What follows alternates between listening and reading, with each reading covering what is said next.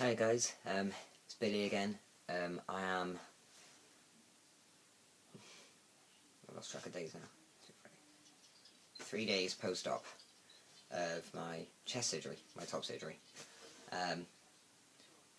Actually feeling alright, considering. But I will pick up on the fact that everybody else's top surgery videos seem to be quite light and fluffy and very, everything's great and stuff like that, and I'm not sure if I'm going to scare most of you, but I'm pretty much going to pick up on the points that petrified me and probably made this quite, like, not a horrifying experience, that'd be a bit dramatic. Goddamn phone. But yeah, not horrifying, but if you know what, I'd never go through it again. Ever. So, yeah, I'm going to show you my chest now. I'm only able to take my bind off for a short time though, so, you know, sort of look while you can. But sorry about the camera, keeps shaking. I've got it on a stand. But so this is the binder that I've got to wear now for 6 weeks, 24 hours a day. To say it's uncomfortable would be pretty much an understatement. It's the tightest thing I think I've ever worn in my life, and to be honest, everyone keeps saying to me, am I going to burn my binders, blah blah blah. I'm not. I'm going to give them away to people who need them. This one, however, I'm going to be burning, because it is the nastiest thing I've ever worn, ever. But yeah, I'll show you the results now.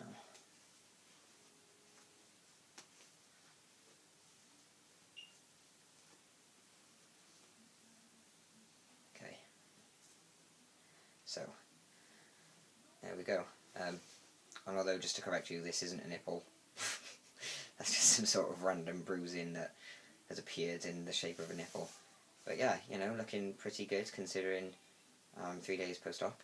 You can actually see obviously very clearly where my nipple is here. You could sort of see it there on the other side. So the positioning looks okay to me. I'm quite happy with that. Not much swelling going on right now. I've got a little bit here, which is quite common. Not so much right here though. The drains came out yesterday. They went right into my armpit. You can't actually see. Can't really see the lines, but yeah, they hurt a lot. But on a sideways angle, I'm trying to shake the camera too much.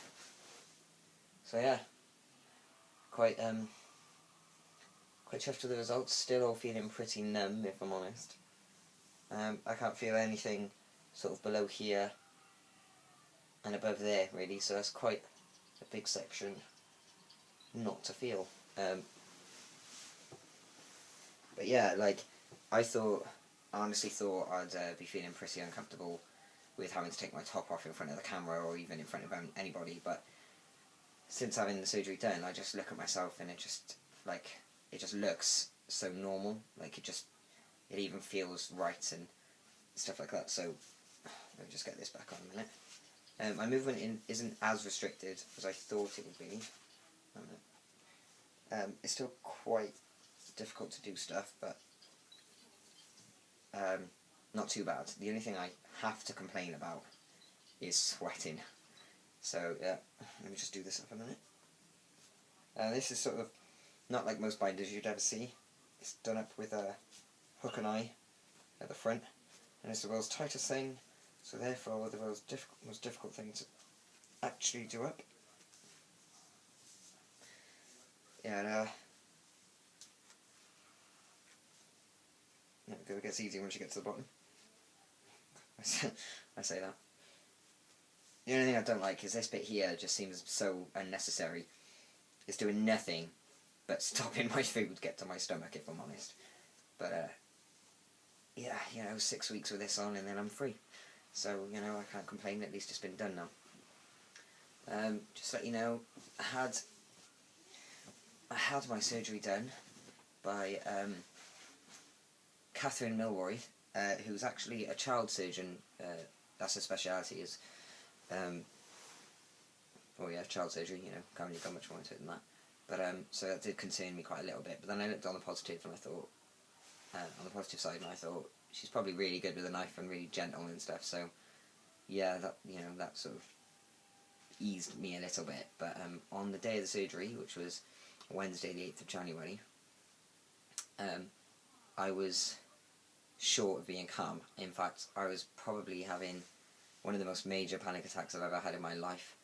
And I know I sound like a drama queen, but I suffer with anxiety and panic attacks and stuff as it is, so it really didn't go down all that well for me. But they managed. There was only 2 of us in for surgery that day, because I was actually lucky enough to be put into a private hospital. So no NHS crap.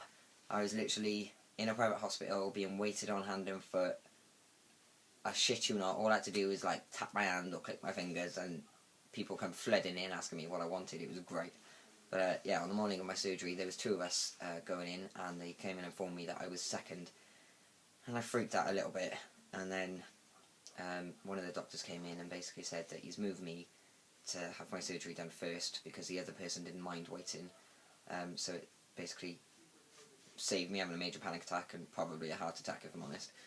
But so I went in at 7:30 in the morning on the Wednesday, the 8th of January, and I had my surgery, as you do. Everything was going well, although I forgot to tell them about a lump I actually found in my chest 2 years ago, which, as far as I was aware, was non-cancerous. I had it checked out 2 years ago, everything was fine. They said it could turn cancerous, but they weren't going to cut it out there and then because it wasn't a major threat, and it would give me more scarring, and they said considering I was due my top surgery soon, they wouldn't, they'd just leave it for that. But of course I was meant to have my top surgery about a year ago, but because of partly my doctor being lazy, well actually mostly my doctor being lazy and not doing the paperwork he should have done in the time he should have done it, I've ended up having my surgery 2 years down the road, to which they then discovered when I was actually having my surgery that that lump had actually turned cancerous. Yeah, I can't really say it's hit me all that much. I'm not too bothered by it. They said they got all of it out, and I'm having further tests done to check that it's all, like, I'm cancer free and everything. But to say it does trip me out just a little bit to think that I had cancer in me 2 days ago, and the day they found it is the day they got rid of it. So it's all a bit weird. Like, what's the chance of that? But they said it hadn't spread or anything. It just stayed right where it was in my chest, and they cleared it all up. So it all went much better than it could have, basically. So that was good. They let me out of surgery then, wheeled me back to my room, and then I'm not quite sure how much time it was. I think it was about an hour and a half or something like that. Later, I was sort of coming round from my surgery. I was a little bit dazed, and I heard a doctor saying, "Oh, his heart rate is 177 or something like that," which it doesn't even get to that when I'm exercising, so that's quite incredibly high. And yeah, they said his heart rate's 177. We need to get him back in surgery now. And then I sort of dazed out again, and then I woke up again, and the ceiling tiles were just going at the speed of light above my head, and I noticed I was actually being taken back to surgery, but they were running with my bed down the corridor, so that scared me quite a lot. I didn't know what was going on or anything like that. And then as soon as I got back into the room where they sort of put you under again, those nurses there were like, "It's okay, we're just going to put you under, we just need to put you back into surgery again." And they were just so calm about it all that I actually was like, "Yeah, whatever, do whatever you've got to do, it's alright, I'm good."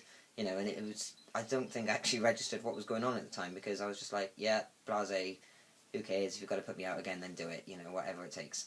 And I went under, and they fixed the problem, of which the problem being, by the way, in that hour and a half I lost 3.5 pints of blood through my drains, which obviously was far too much, and they realised that my heart was actually beating too fast because it was working 5 times harder than it should have been to pump the blood around the body, which was just escaping through the drains. So yeah, I lost nearly half of my blood in my body in just under an hour and a half.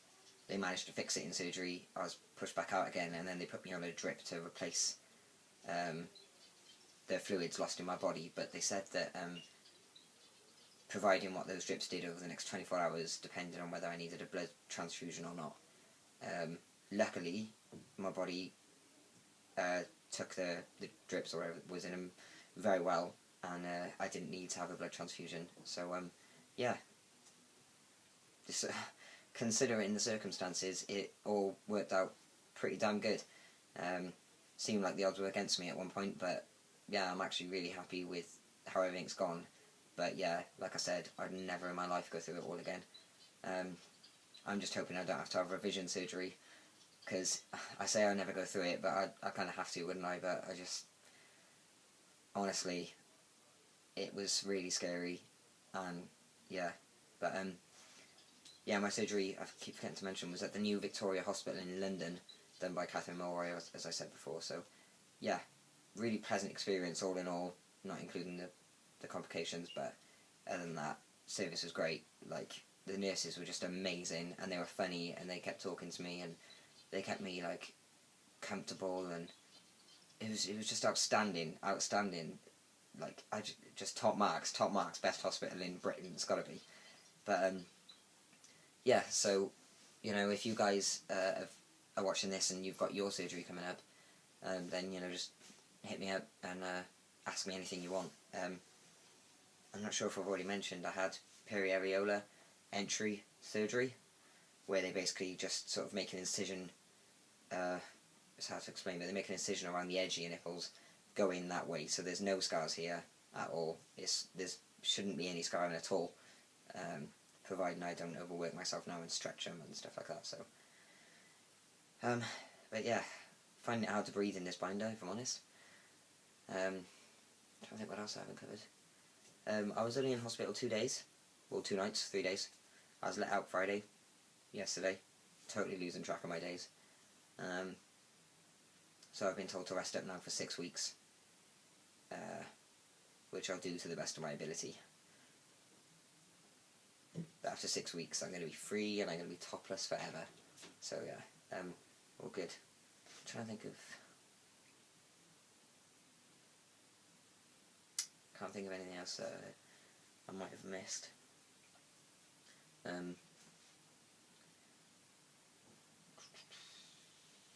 Not really. No, I don't.